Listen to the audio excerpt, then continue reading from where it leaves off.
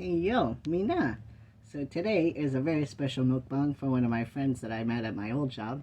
She asked me one day what my favorite movie was, and I told her it was Lord of the Rings, and she told me that her favorite movie was The Eyes of Laura Mars. So I've decided to watch it, and I wanted to talk to you about it, my friend, Queen. That's my nickname for her. I'd like to talk to you about it and have a little chit chat while you eat your lunch. By now, you should have received the food that I'm going to buy for you at your favorite restaurant that I asked you that you eat at. And you told me that your favorite restaurant was Skyline Chili, and your favorite food was the 4-in-1 bean bowl of chili. So tomorrow we will see. I will continue filming, and I will show a little bit of that. And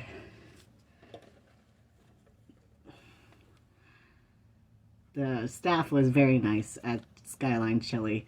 I was met by a very nice gentleman named Alex, and I told him it was my first time there, and he said, "Oh, are you from Ohio?" And he said, "If you're from Ohio, you really like this kind of chili."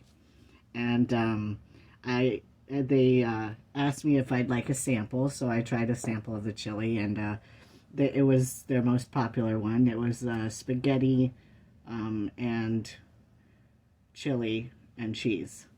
And I'll try to give you like a reference for the flavor.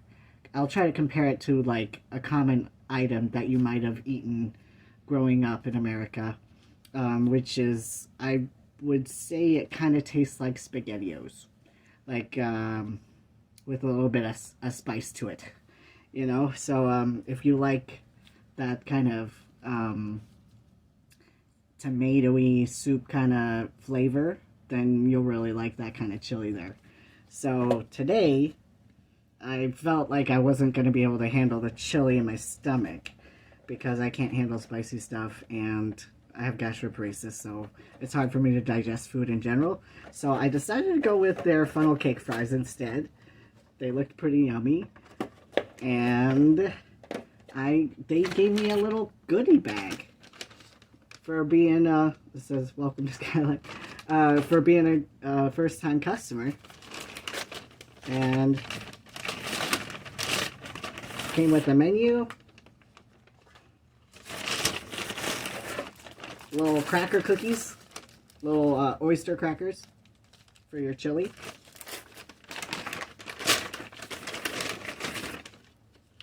a little bib if you're extra messy.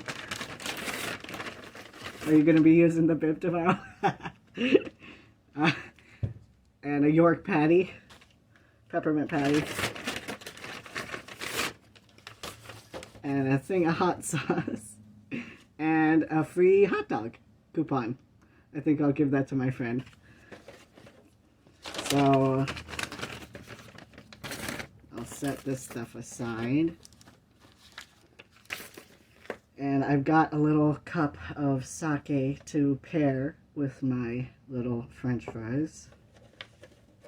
I kind of wish they had like a little dipping cup, little sauce. Like sometimes with funnel cake fries, like they have like this raspberry donut sauce, you know, the raspberry filling for that they use for donuts at like Krispy Kreme and Dunkin' Donuts and stuff like that.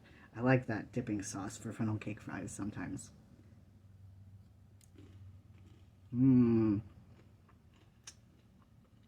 Got powdered I chose the powdered sugar kind. I'm kind of curious about the cinnamon flavor. A little bit chewy. It's probably really hard to fry something this thin and light. But so I want to talk a little bit about the movie. So the movie is about a well-off, high-end model photographer who starts having like these psychic kind of visions of people being murdered in different ways. and it's always through the eyes of the murderer, hence the title of the movie. And it's so it was a really, really interesting movie. I really liked how well it was written. It's got the guy from Men in Black, the guy who played Agent K in Men in Black, if you've seen that movie. I can't really think of what other movies he's in. I should probably look up his name. But yeah, he's a really good actor. I love the actress who played Laura, and her friend Donald. It was a really good movie. It had a lot of twists and turns at the end as well. It reminded me of, like, the fact that she had psychic visions kind of reminded me of this coworker I used to have, working at this old place. She used to experience visions of potential tragic accidents. And there was one time she said that her daughter was about to get into a car with her friend to head to school that day, and to high school. And she told her daughter, she saw a vision of her daughter getting into a terrible car accident and passing away. And she told her daughter that day, please don't go with your friend to school today, take the bus instead. And she's like, why? And she's like, just do it. Don't ask, just do it. And she did, and apparently her friend died in a tragic car accident that morning. So she had visions kind of like that, like, not like taking over her full spectrum of vision or anything, but she did have like psychic capabilities, kind of like foresight into potential like hazards sometimes. And I thought that was really interesting, that somebody was able to have that ability, you know. And so the murders start happening to people that Laura knows in her life in the movie. And when that starts happening, she goes to the police and she meets this detective who's really charming and sweet, and he like sweeps her off her feet. And she, what really gets me is like the turning point of the movie is when her abusive ex-husband, who's like a drunk, like threatened to commit suicide, and if she like didn't come and comfort him or whatnot. And that just rubbed me the wrong way, like, because her friend ended up going out of his way to like save her.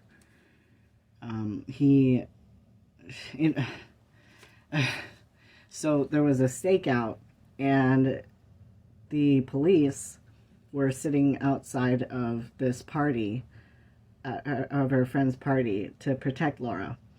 And she wanted to get out of the party and go help her ex-husband, but she wasn't allowed to leave the party because of the police escort. And so she had her friend, who was the host of the party. It was actually his party, so I don't know why.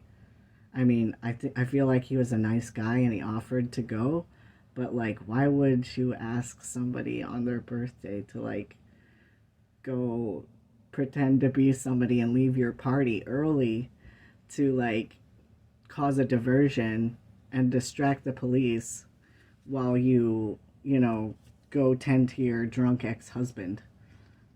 It rubbed me the wrong way. Like, that was a bad decision, because like he died because of that, and that was so sad because I really liked that character.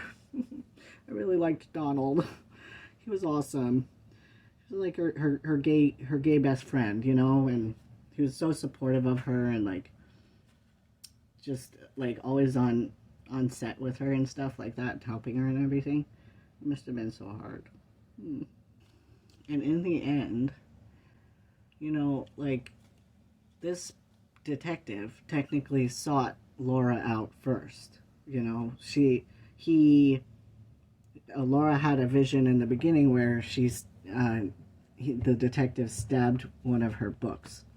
So that implies that he might have known that she took photos of like dead bodies.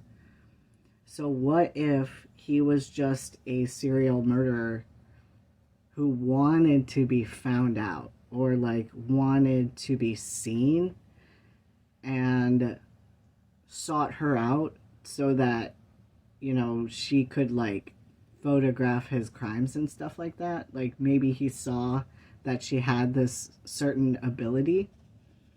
Or what if she was photographing his murders the entire time and they were like meant to be with each other or something? And but it was just so sad in the end how he, you know, he wanted to die, because like you probably can't live with yourself when you are, you know, a serial murderer, and you probably want to be vindicated by the one you love, you know? So I guess that's what I think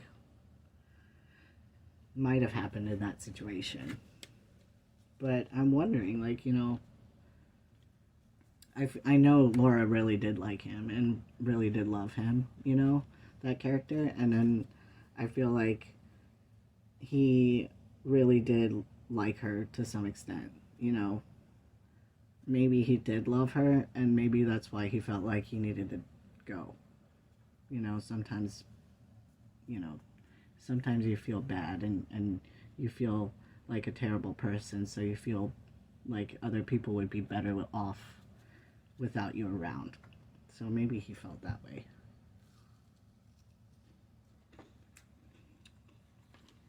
So, all in all, I loved the movie. Really awesome movie to have as a favorite movie, by the way. Really great choice. I miss you guys. I miss you. I've been kind of hectic with starting my new job. I've just started to decompress from my beginning work anxiety, and I've set myself 4 days off in a row because I can pick my own schedule at my new job, because I'm like a flex schedule. So I'm very lucky in that sense. So I scheduled quite a bit of time this week so that I could unwind and do some things. And I think I might, there was a tie competition at my new work, and I won the creative tie competition. Let me grab the tie real quick. I'll show you. So I took this tie that I had. It was my husband's. I've actually never worn a tie before. I've only worn like a rhinestone blinged out tie. Just a rhinestone tie made of, like, totally out of rhinestones. It was kind of like a necklace, really. And I only wore that because I've only, you know, been a man for about 3 years now, so I haven't really had the opportunity to try a whole lot of ties. So since my transition in 2018. So here is my tie that I made, or blinged out. I sewed these here, let me move these fries. I sewed these Swarovski hearts. Oh, you gonna focus? You gonna focus for me?